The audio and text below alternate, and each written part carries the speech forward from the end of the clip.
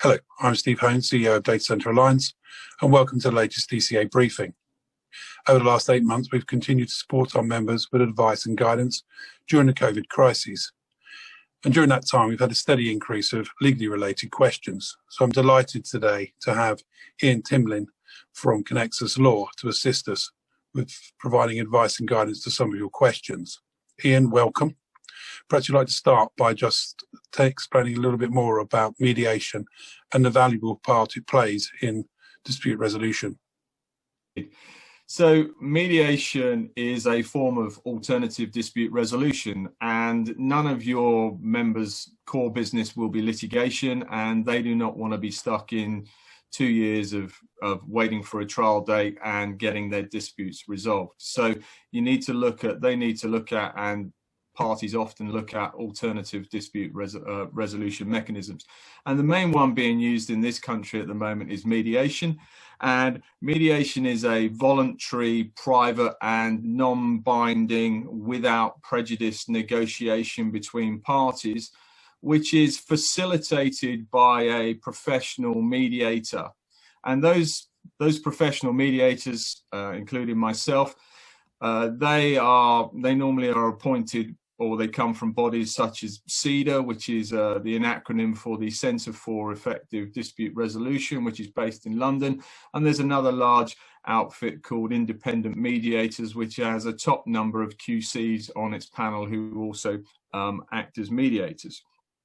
And essentially, nothing is binding on a party at a mediation, at the settlement negotiations, until any settlement which has been reduced is or arrived at is reduced to writing between the parties. So you can have a free and frank discussion.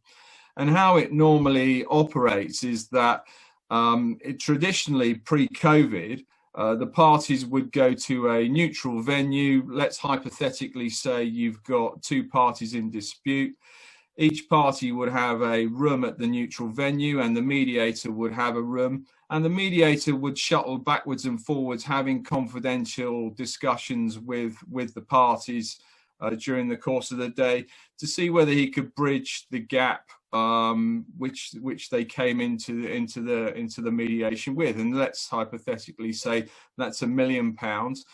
Certainly towards the end of a mediation day, he's going to want to try and have reduced that gap so he can get the parties on what's known as the bridge of settlement. And let's say the bridge of settlement is that they started off at £1 million apart in the morning, and they're now only £100,000 apart. And then he will try and use certain techniques to get the parties to focus on the fact that they shouldn't lose a settlement for the sake of, in my example, the £100,000 gap that they came in to the meeting on.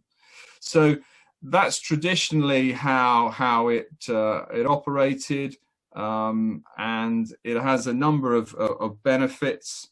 If at the end of the day you have got a strong claim legally or factually, then my advice is that you want to get that position in front of somebody on the other side of the fence, your opponents, as quickly as reasonably possible, to be able to articulate that and try and persuade them to resolve the dispute. And there are also many other benefits. And picking up on Ed's relationship contract point, at a mediation, you can do whatever deals you want to do, or whatever deals you can get the other side to agree to. So often you may have gone into a mediation with a contract having been terminated, but if, as Ed says, there is a limited supply chain or procurement chain at the end of the day, you can see whether you can, as part of the global deal, there might be a monetary payment to be made to resolve the contract that's been terminated. But out of that, you might be able to get a settlement which agrees a new contract being put in place, which I think in this current environment is a very, very useful mechanism. Whereas if you just go to court and you've got a dispute and it's a breach of contract, you're never going to get the contract put back in place in any form whatsoever. So it's a very flexible process, and that's a big benefit, picking up on Ed's point. Some of the other benefits are that it increases the options for resolution.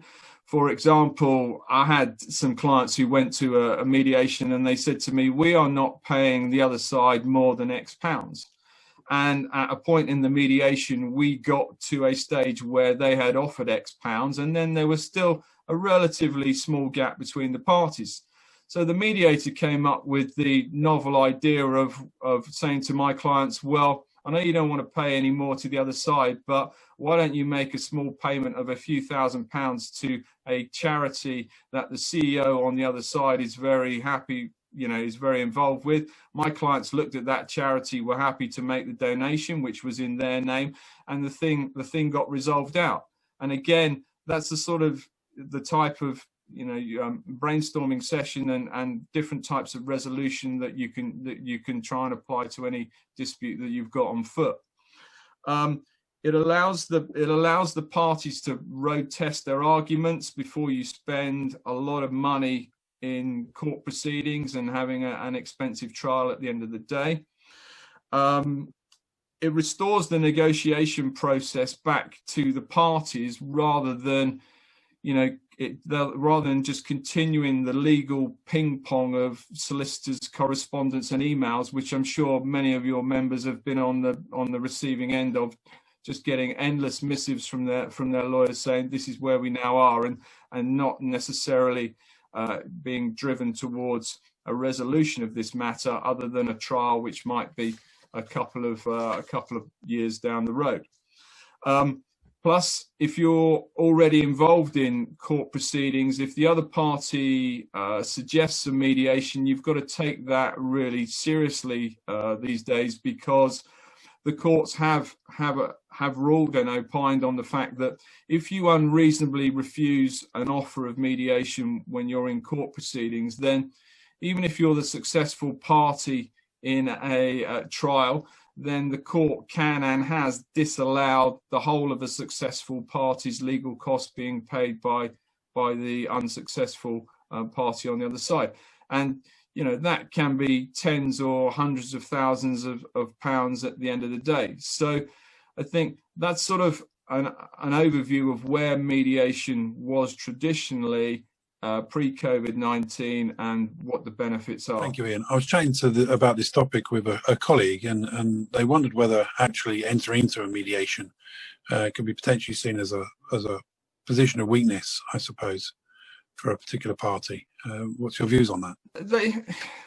They can do, but as I think I've outlined there, I think most people now properly advised will see that it is a fantastic process. It's relatively expensive. You each pay 50% of the mediator's costs for the day, which are no more than a couple of £1,000. And if you're talking about a multi-million-pound claim, that's money well spent.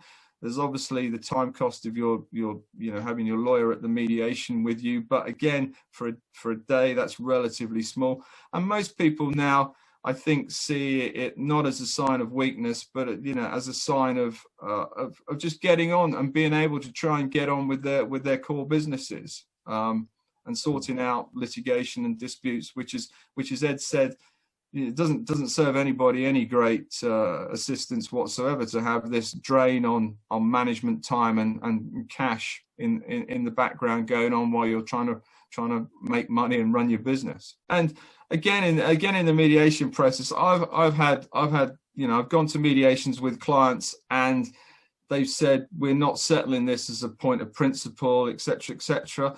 But then when the mediator has come in, or the mediator has taken them into his room with, say, the CEO on the other side, and the CEO on the other side has said, has apologized to my client for what's gone on, and then that's normally, it's a really useful mechanism for clearing the air and getting down to a monetary resolution. So, in a former life, I did some search and selection consultancy, matching end user requirements with co-location providers. And I remember a particular case when a client came to me and said they're definitely leaving. They've had enough. They're end of contract. They've They decided that they're going to change completely because they weren't happy with their current provider. He was starting to take them for granted. Prices had gone up, service had gone down, or support had gone down, and that was it. There was no question, they were leaving. Following negotiation and mediation, they resolved their differences, and as far as I'm aware, 5 years later, that client is still with that provider and very happy. So that just goes to show the value of mediation and the part it can play in resolving issues which would seemingly, on the face of it, be unresolvable. And again in the mediation process, I've gone to mediations with clients and they've said we're not settling this as a point of principle, etc., etc. But then when the mediator has come in, or the mediator has taken them into his room with, say, the CEO on the other side, and the CEO on the other side has said, has apologized to my client for what's gone on, and then that's normally, it's a really useful mechanism for clearing the air and getting down to a monetary resolution. Thanks, Ian. Clearly, mediation, far from being a weakness, is a strength and benefit to both parties. Can I ask, when we're used to obviously meeting face to face, how operating mediation virtually differs? So it's moved online. The main platform we are using for mediations is Zoom, because it allows a number of breakout rooms to be created by the mediator. So, for example, he takes, let's say I'm there with two of my clients, then he will take us and put us in our virtual room. The same with the lawyer and the representatives of the other party on the other side, and then when he wants to, for example, do the plenary session, which is normally the opening of the mediation, where traditionally the mediator would have sat at one end of the table and the parties and their lawyers would have sat opposite each other and spoken to each other. He now brings everybody into the same Zoom room at the same time. We have the plenary session. It's obviously like this, but you can still get your messages across to some degree. And then once the plenary session is undertaken, he then shuttles between the parties as he would have done, but this time virtually. So when you're talking about mediation in a virtual environment rather than face-to-face, where you can see the whites of their eyes, I was wondering what difference that has to the dynamic of trying to find a solution which is, a good deal for both parties. Traditionally, you would normally, the only session, first plenary session, and it's a great opportunity because it's one of the only times when you or your lawyer should get to speak to the other side uninterrupted for a change, and be able to get your points across. And you're absolutely right that when you are sitting in close proximity across the table, both myself as the lawyer for a party and the mediator will be looking for the body language and how the other side is reacting and not reacting to various points that are being made. And there is no doubt, in my experience of having done both types of mediation now, that those subtle body language cues do get lost a bit. But that's only, that plenary session is often, as I said, the only session when the parties do actually sort of meet. And therefore, it's not an integral and massive part of the day. But it's not as good as it was in terms of sitting across and looking in the whites of their eyes and really getting the feel for the room, which you can't do in this type of platform.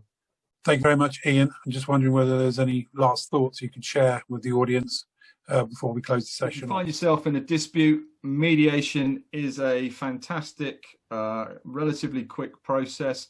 It allows you to get down and dirty into the detail to see, whether you've got genuine concerns about your position or whether you can try and get the other party to understand that they should be settling this and sorting it out. It allows you to be really creative in your settlement resolutions and how you sort the dispute out, and including, you know, trying to recreate an ongoing trading relationship where you think that might be dead. It's got a little bit more difficult with online mediations, but that's not a reason for not doing it. And the stats are very high in terms of matters that go to mediation. You know, traditionally, when you had the going to a neutral venue mediation, then 70% of mediations would settle on the day, and then about another 13% of disputes would settlement thereafter. So it's a really good process, and it can cut down a lot of expense and management time on if you're involved in a dispute. Thank you, Ian. That's fantastic advice and guidance there.